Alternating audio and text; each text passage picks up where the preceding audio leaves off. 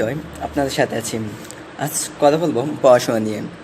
তার আগে আমার চ্যানেলটি সাবস্ক্রাইব করে রাখবেন ও লাইক কমেন্ট দিয়ে সাথে থাকবেন।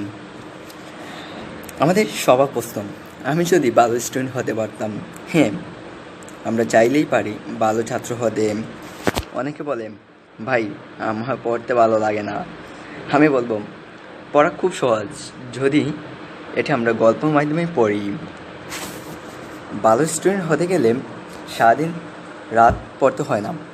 আমরা যখন পড়তে বসবো তখন দেখা যায় আমাদের কোনো ফোনে SMS দিয়েছে, তখন আমাদের SMSটি রিপ্লাই দিতে গেলে আমাদের আর পড়া হয় না। তাই আমি বলবো, যখন পড়তে বসবো তখন ফোনটি সাইলেন্ট করে রাখতে পারি। বেশি প্রয়োজন না হলে অফ করে রাখা যায়, তাহলে পড়ার সময় কেউ ডিস্টার্ব করবে না। সবসময় পড়ার রুটিন করে পড়বে, কারণ রুটিন অনুযায়ী পড়লে পড়াশোনা খুব তাড়াতাড়ি শেখা যায়।